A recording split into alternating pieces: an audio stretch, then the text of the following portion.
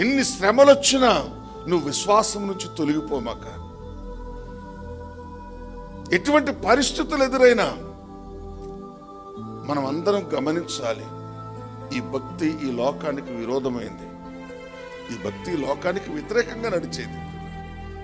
కాబట్టి ఏ విశ్వాసి కానీ ఏ సేవకుడు కానీ ఎవరో మనల్ని బలపరచాలని, ఎవరో మనల్ని సమర్థించాలని, ఎవరో మనల్ని అర్థం చేసుకోవాలని, ఎవరో మనల్ని పొగుడుతారని, ఎవరో మనల్ని లెక్కలోకి తీసుకుంటారని తప్పుడు అంచనాలతో మనం ప్రభులో ఉంటే మనం ఘోరంగా విఫలమైపోతాం.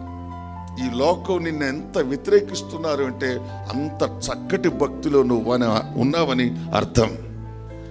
నీ బంధువులు నీకు ఎంత దూరంగా ఉన్నారంటే నువ్వు ప్రభువుకు అంత దగ్గరగా ఉన్నావని అర్థం. నిన్నెవ్వడూ లెక్క చేయట్లేదంటే యేసొక్కడే లెక్క చేస్తున్నాడని అర్థం. ఇవన్నీ కూడా బలమైనటువంటి ఆధ్యాత్మిక సత్యాలు ఒక విశ్వాసకి.